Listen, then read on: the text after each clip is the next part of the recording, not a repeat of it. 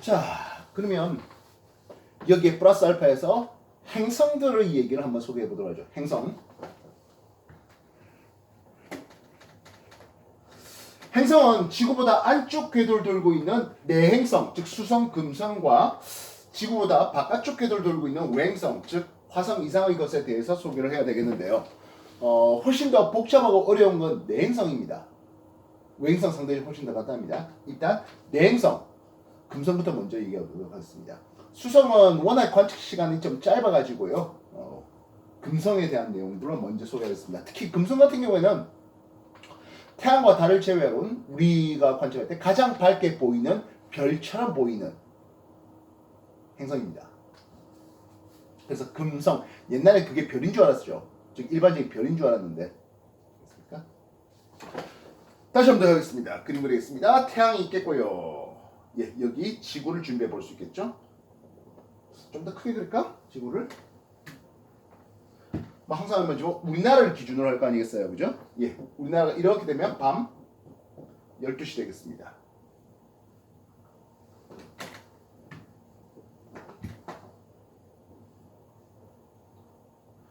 이쪽에 놔두면 동쪽 하늘에 있는 새벽 6시가 되겠고, 이쪽을 기준으로 서쪽 하늘에 있는 여기가 저녁 6시의 그림이 되겠습니다. 물론 뭐 낮 12시도 되겠죠. 매번 이 패턴이 되겠네요. 선생님 우리나라를 그릴 때 대충 뭐 이렇게 그려요. 뭐 여러분도 뭐 적당히 우리나라를 그리면 되겠죠. 서해바다, 동해바다, 그리고 남해바다 이렇게 말입니다. 일단 먼저 금성의 얘기를 하기에 앞서서 태양을 먼저 한번 바라보겠습니다. 우리나라가 이렇게 해서 남쪽 하늘에 태양을 바라보면 태양의 이쪽 파트는 하겠습니다. 우리는 이쪽에 동해바다가 되겠죠. 우리나라가 남쪽 하늘 볼 때 왼쪽 파트, 우리가 볼 때 여러분이 볼 때 왼쪽 파트 이쪽은 동해바다 쪽에 걸립니다. 그래서 이것을 태양의 동쪽 방향이다 해서 동방이라는 이름을 써요. 다음 바닥 이쪽은 뭐가 되겠어요? 서방이죠. 이해됐습니까? 태양을 볼 때 왼쪽 파트를 동방, 오른쪽 파트를 서방이라고 부르고 있습니다. 서쪽 방향, 동쪽 방향 됩니다. 이해됐습니까? 그러면 요 주변에 우리가 달이 돈다 했는데, 그지? 태양 주변으로 금성이 돌아보도록 하겠습니다. 참고로 금성은 지구보다 공전 속도가 빨라요. 그래서 지구 위치를 고정시켜 놓고 금성의 위치가 금성을 공전시키면 뭐 그게 훨씬 더 효과적인 공부 방법이 됩니다. 좀 전에 얘기했지만 여기에 금성 두 개를 준비해 보면 이 금성은 태양과 같은 방에 있습니다. 같은 방에 합쳐져서 보여요. 그래서 이것을 외합, 이것을 내합이라 부릅니다. 이해됐습니까? 합쳐져서 보이는. 그러니까 합쳐서 보인다는 것은 결국엔 태양과 함께 뜨고 지는 거예요. 제대로 볼 수 있겠습니까? 그러지 못하겠죠. 마치 뭐처럼? 삭처럼, 달의 삭처럼 태양과 같은 방향에 있다 보니까 제대로 볼 수 없는 게 내합과 외합, 외합과 내합의 합의 위치가 됩니다. 이쪽 방향을 뭐라 부릅니까 하면 동쪽 방향, 동방이라 불렀습니다. 기억하십시오. 동방은 우리가 태양을 볼 때 태양에 대해서 동쪽 방향에 있어서 동방이라는데, 아직 여러분 적경을 안 배워서 그런데요. 적경이 더 큰 쪽엔 태양보다 적경이 더 큰 쪽은 태양보다 나중에 뜨고 나중에 남중하고 나중에 집니다.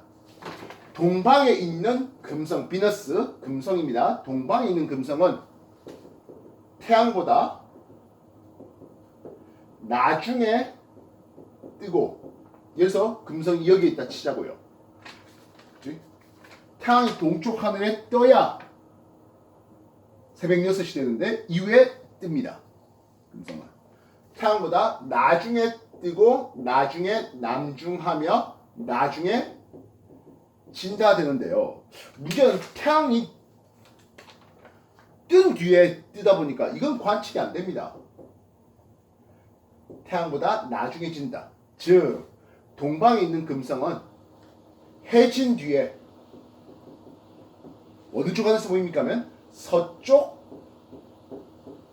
하늘에서 관측이 가능합니다.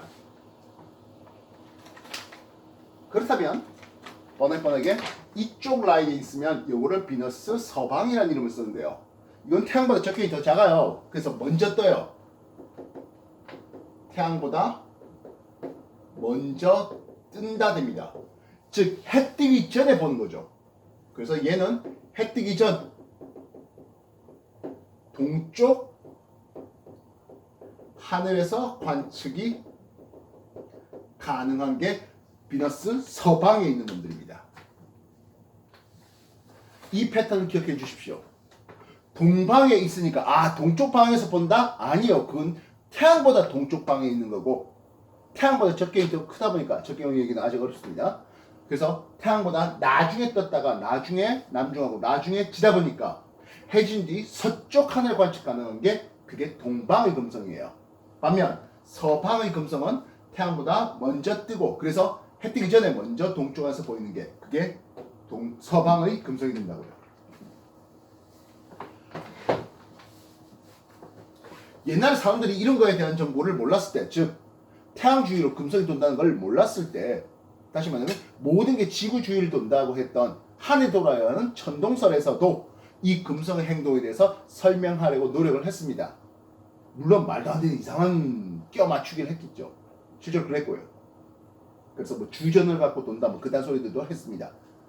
우리 교재 여러분한테 나눠드린 거 추가로 나눠드린 거 하면 146과 172 사이에 행성에 대해서 한 챕터가 소개되는데요. 거기에 대해서는 훨씬 더 여러분들이 쇠페이지 책보다 훨씬 더 복잡하고 어려운 내용들이 많기 때문에 뭐 여유 되시면 한번은 봐주시면 좋겠습니다.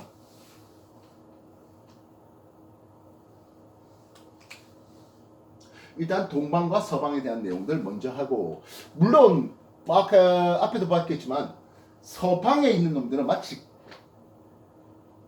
금달 같은 타입들이에요. 그 말은 무슨 뜻입니까 하면 해 뜨기 전에 새벽녘에 보다 보니까 사람들이 제대로 보기가 힘들어요. 오히려 해진 뒤에 보이는 동방에 있는 금성이 훨씬 더 쉽게 관측 가능한 것을 볼 수 있습니다. 그래서 일단 우리도 동방에 대해서 훨씬 더 세밀하게 가르칠 거라고요. 알겠습니까? 지금까지 했던 거 정리해 주십시오.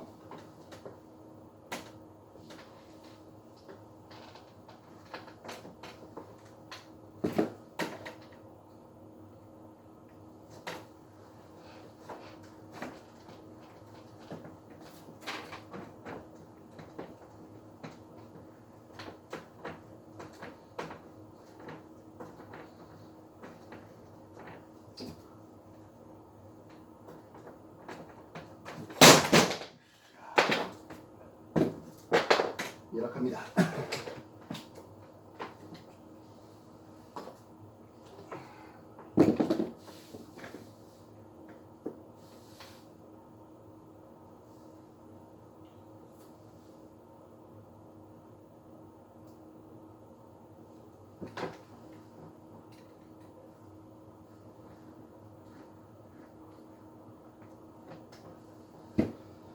자, 외합에서부터 시작을 하네요. 그죠? 외합에서부터 시작했습니다. 외합의 위치를 그냥 비너스 1이라 할까요? 이쪽 정도에 있는 비너스 2, 비너스 3 정도 해보겠습니다. 요게 각을 볼 때 외접, 이게 뭐 접하는 이쪽 부분이죠. 여기를 비너스 4라 하고 여기를 비너스 5라 해보겠습니다. 외합 들어오면 비너스 6라고 한번 해볼까 싶네요. 이랬습니까?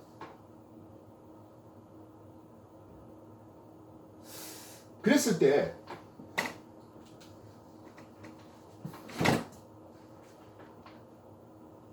X축, 시간축에 따른 이 각을 보겠습니다. 이 각은 뭡니까 하면 태양부터 얼마나 떨어졌냐 하는데요. 태양 주위로 도는 금성이다 보니까 안쪽 궤도에 도는 금성이다 보니까 특정 각도 이상으로 벌어지지 못합니다. 즉 내행성